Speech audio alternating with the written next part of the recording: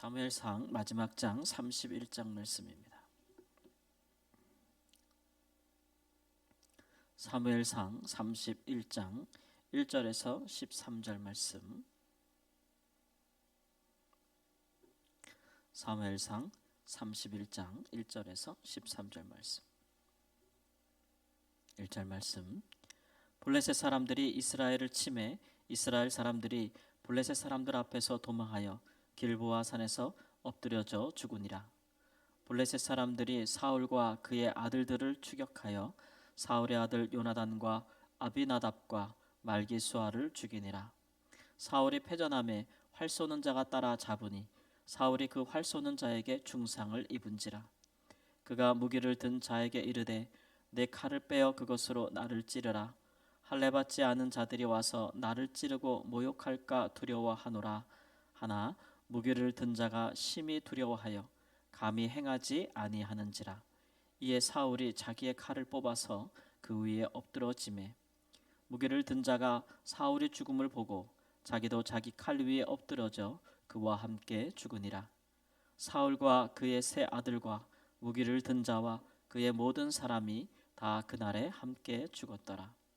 골짜기 저쪽에 있는 이스라엘 사람과 요단 건너쪽에 있는 자들이 이스라엘 사람들이 도망한 것과 사울과 그의 아들들이 죽었음을 보고 성읍들을 버리고 도망하며 블레셋 사람들이 이르러 거기에서 사니라.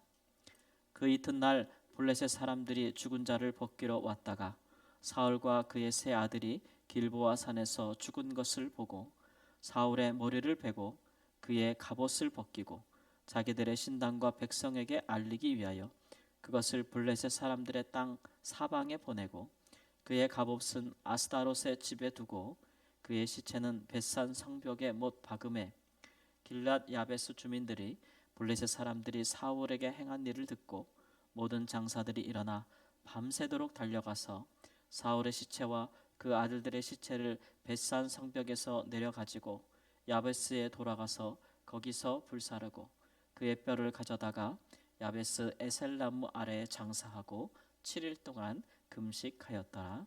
아멘. 이스라엘에 처음 세워진 초대왕 사울이 이렇게 안타까운 죽음을 맞이했습니다.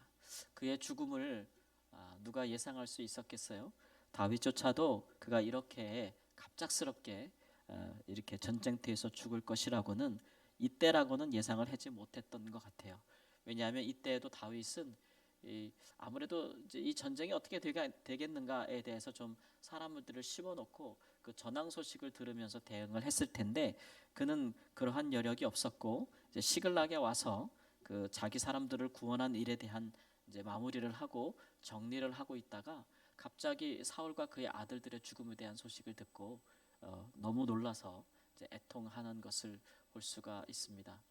이렇게 보면 악인의 종말은 갑작스럽게 임하는 것 같아요. 그러나 그 종말은 훨씬 전부터 예견이 되지만 그것이 임할 때는 너무 갑작스럽게 임하는 것 같아서 이런 일 때문에 많은 사람들이 악인들의 종말을 보지 못할 것이라고 생각을 해서 이제 악인들을 쫓아 행하기도 하고 그들을 따라가기도 하고 또 악인들이 형통할 때는 같이 형통을 누리고자도 하는 그런 여러 가지 시험과 유혹을 당하기 마련인 것이죠.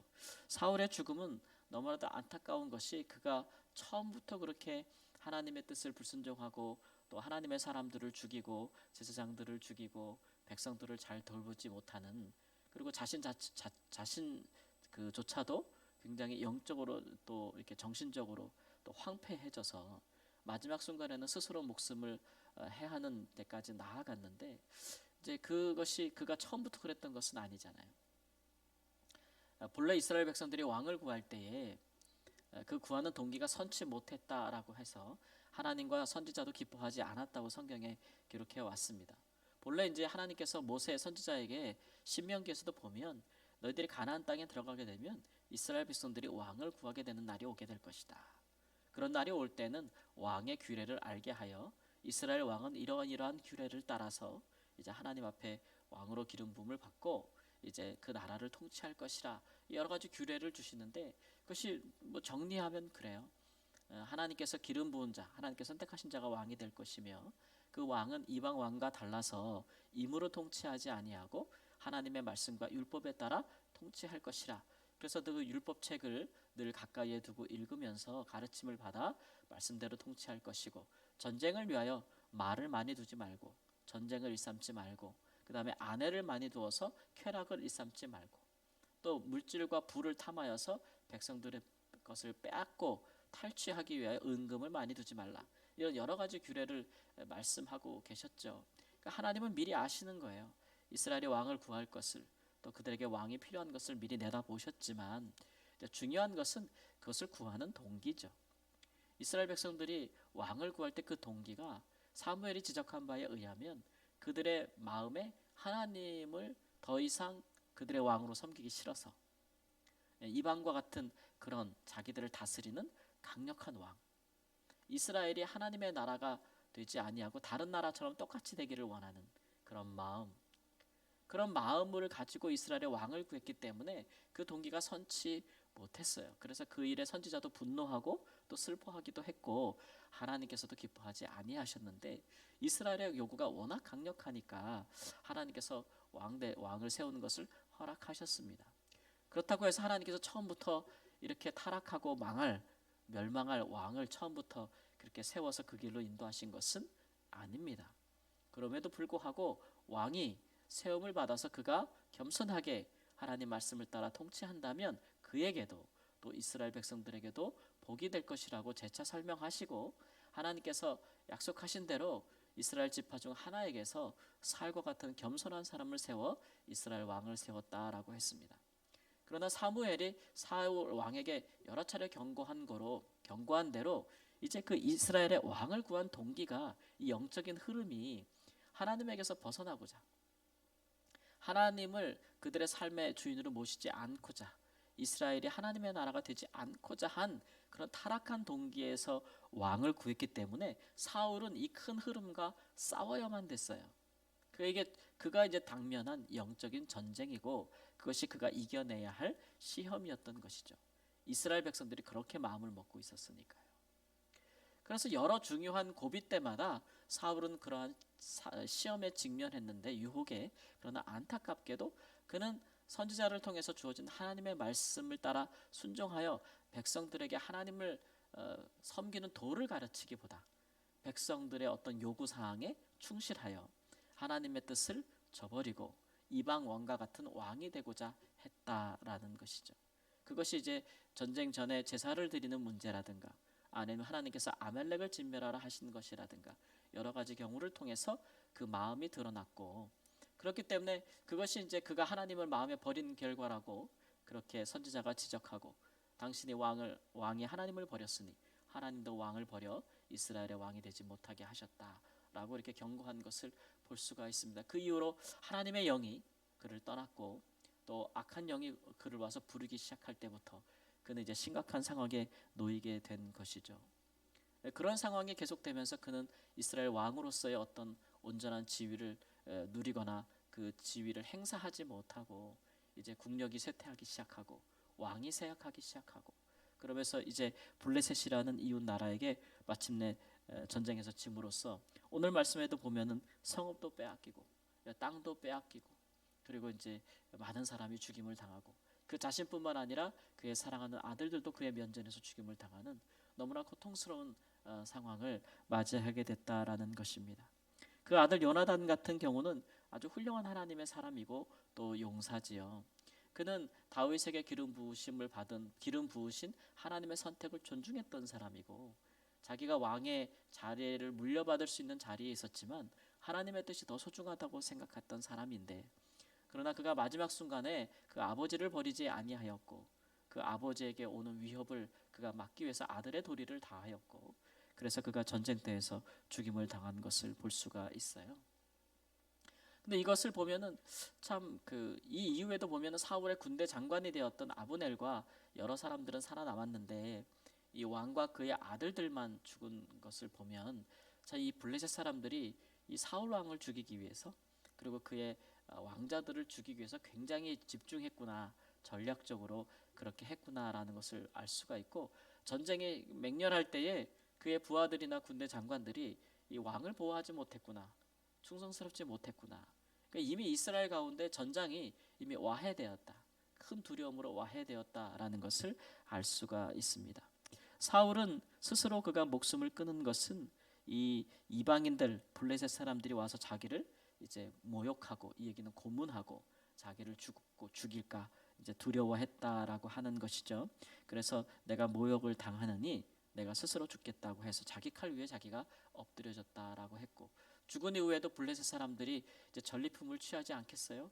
죽은 군인들의 시체에 와서 그 갑옷을 벗기고 그들이 소유한 어떤 무기를 빼앗고, 이런 과정에서 사울과 그의 아들들의 시체를 발견하고 그들을 벳산 성벽에 못 박았는데, 그것을 긍휼히 여기는 자가 아무도 없고 이스라엘 사람들이 다 도망하였는데, 예전에 사울이 처음으로 왕이 됐을 때 암몬 자손이 쳐들어왔을 때 야베스 길앗 야베스 사람들을 사울이 도와서 그들을 구원한 일을 기억하여서 이제 길앗 야베스 사람들이 와서 그 시체를 걷어다가 장사하고 7일 동안 금식하였다라고 하는 그런 슬픈 이야기로 마무리되고 있습니다. 이를 통해서 우리는 한 사람이 범죄하여 타락했을 경우에 얼마나 많은 그 여파가 그 한 사람에게서만 끝나는 것이 아니고 이제 그의 가족과 또 그의 또 주변에까지 미치고 있는가를 우리에게 보여준다고 할 수가 있겠습니다.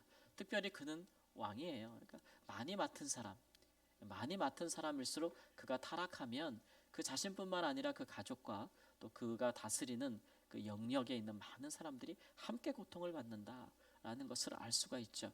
이것이 사실 영적인 원리죠. 사도 바울도 지적한 바가 있지만 한 사람이 범죄함으로 죄가 세상에 들어왔다라고 했어요. 이것은 첫사람 아담이 범죄함으로써 세상에 죄가 들어왔다는 것이죠. 하나님께서 세상을 지으시고 아담을 창조하셨을 때에 아담에게 세상을 다스리는 모든 권세를 넘겨주지 않으셨겠어요? 그리고 아담과 언약하여 하셨잖아요. 그가 순종할 때에 영원한 생명을 얻을 수 있고 그가 세상을 다스릴 수 있음을 말씀하셨는데, 그가 결국 불순종함으로써 그가 권한을 받았던 다스리는 모든 영역에 그 죄악이 들어왔던 것을 볼 수가 있잖아요. 오늘날에도 보면은 여러 나라들이 되게 혼란스럽고 그 고통 중에, 국민들이 고통 중에 있는데, 그 나라 한 나라의 통치자가 잘못되면 온 나라 국민이 고통을 받는 건 맞잖아요, 그죠?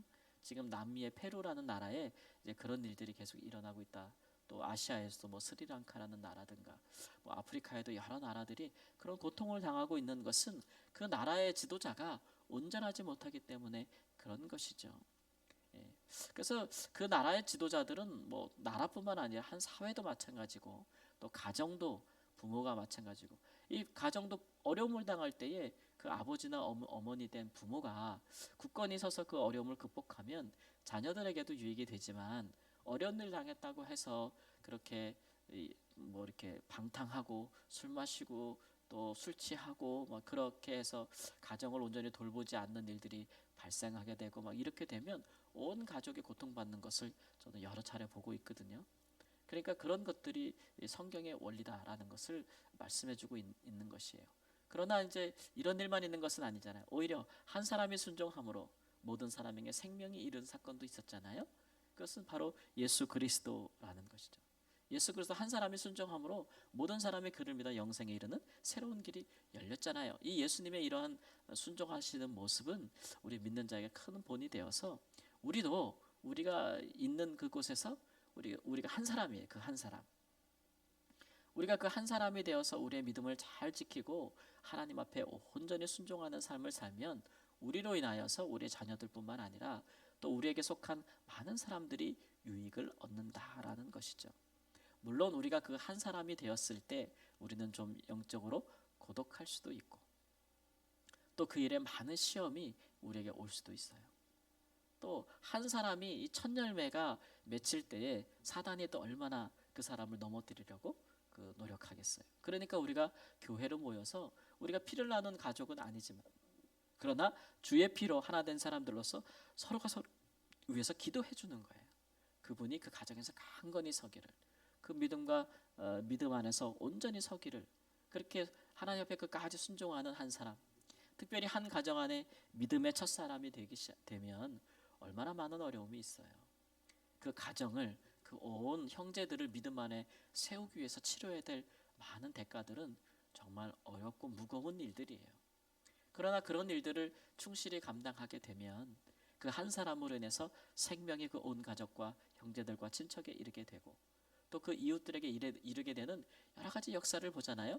제가 목사로서 선교사로서 가장 참 성도님들을 대할 때 가장 기쁘고 행복한 소식은 뭐냐면 우리 성도님들의 신앙과 삶의 이야기를 들을 때에 이런 이야기들이에요.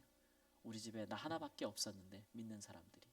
그러나 내가 이렇게 신앙을 지키고 평생 수고로의 믿음을 지켰는데 이제는 많은 형제들이 믿고 또 우리 가족들이 믿고 또 우리의 사랑하는 이웃들이 믿고 있다. 이런 이야기를 할 때 참 복되다.